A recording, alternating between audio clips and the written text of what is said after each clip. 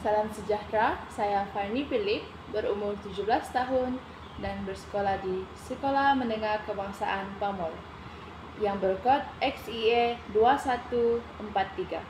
Saya ingin mengungsikan sebuah novel yang telah saya baca, yaitu 1969 yang dikarya oleh Nazrul Kamah. Novel ini menceritakan tentang remaja dan juga sikap perkauman antara masyarakat.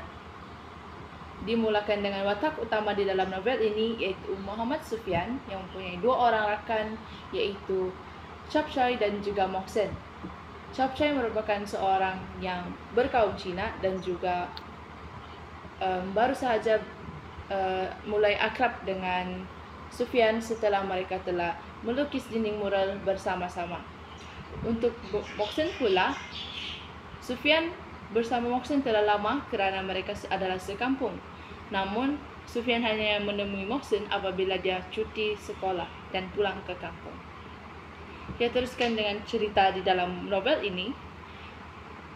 Chop Choi dan Sufyan rapat dan sangat akrab, sehinggalah Sufyan membawa Chop Choi dan memberanikan diri untuk membawa Chop Choi ke rumahnya untuk tinggal bersama keluarganya, walaupun dia tahu keluarganya adalah seorang yang sedikit tegas dalam hal ini.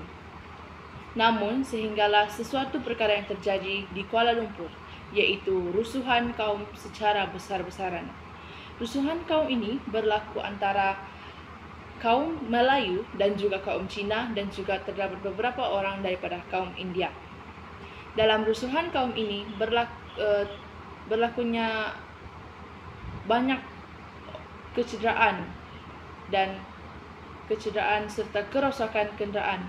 Bukan itu sahaja, malah yang lagi teruk adalah kematian di dalam rusuhan kaum ini sangat melebihi 400 orang. Dalam rusuhan kaum ini juga telah mengorbankan ayah kepada Chop Choi. Hal ini menyebabkan Chop Choi sangat berasa sedih, begitu juga dengan Sufyan yang berasa sangat simpati kepada Chop Choi. Apabila rusuhan kaum ini berlaku, menyebabkan ibu bapa Sufyan tidak percaya dan kurang percaya kepada Chop Choi akibat dia berkaum Cina. Namun Sufyan merasakan perkara itu tidak betul. Walaupun Chop Choi merupakan seorang yang kaum Cina, namun dia tahu tidak semuanya kaum Cina itu adalah membawa masalah kepada negaranya. Hal ini menyebabkan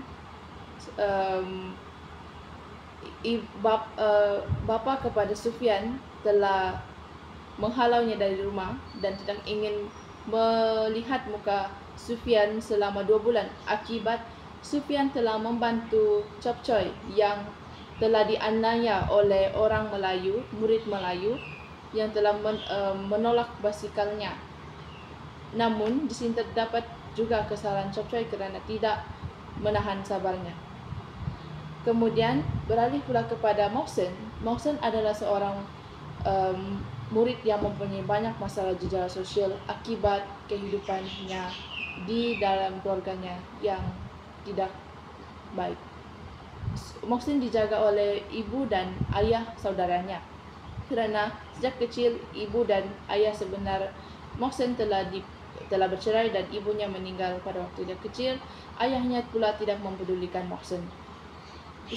Walaupun sedikit kesalahan yang Mok Sen buat, ia akan memberikan kemarahan besar kepada kedua-dua ayah dan ibu saudaranya itu, yang menyebabkan Mok Sen hidup dalam tertekan dan hanya membuat masalah jejak sosial hanya kerana ingin kebahagiaan. Namun begitu, Sufyan tetap kawan dengan Mok Sen kerana dia tahu Mok Sen adalah seseorang insan yang baik. Namun, sesuatu hari, Mok Sen telah ditangkap menghisap ganja dan dibuang daripada sekolah. Hal ini menyebabkan abang ipar kepada Sufyan tidak ingin Sufyan berkawan dengan Mok Sen kerana takut dia juga terikut dengan masalah jejak sosial. Namun di situ juga Sufyan berkata kepada dirinya sendiri, dia tahu Mok Sen tidak akan seperti itu. Mok Sen tidak akan buat seperti itu jika dia tidak tertekan. Kemudian pada suatu hari, Mohsen telah menghilang diri. Secara tiba-tiba diketahui dia telah meninggal dunia akibat menyelamatkan budak perempuan yang lemas di sungai. Namun dia telah meninggal akibat lemas. Hal ini menyebabkan Sufyan sangat berasa sedih pada saat itu. Kemudian tinggallah Sufyan dan Chop Choi. Mereka masih bersama dan masih berkawan juga, dan juga Sufyan memberanikan diri untuk masih berkawan dengan Chop Choi walaupun kedua dari ibu bapanya masih ragu dengan Chop Choi. Di sini Chop Choi membuktikan kepada ibu bapa dan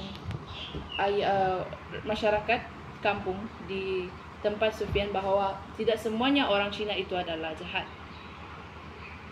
Dan sehinggalah habis peperiksaan besar, yaitu Sejarah Pelajaran Malaysia SPM, mereka berdua masih lagi bersama-sama dan berkawan. Nilai yang boleh dapat daripada buku ini adalah nilai hormat. Kita sepatutnya saling menghormati antara kaum, bukannya kita memulakan pergaduhan. Kemudian adalah nilai baik hati. Nilai baik hati yang telah diterapkan oleh Mohsen, Sufyan, harus diamalkan juga oleh orang lain. Walaupun rakan-rakannya mempunyai masalah, namun dia tetap berkawan dengan mereka. Itu saja daripada saya. Sekian dan terima kasih.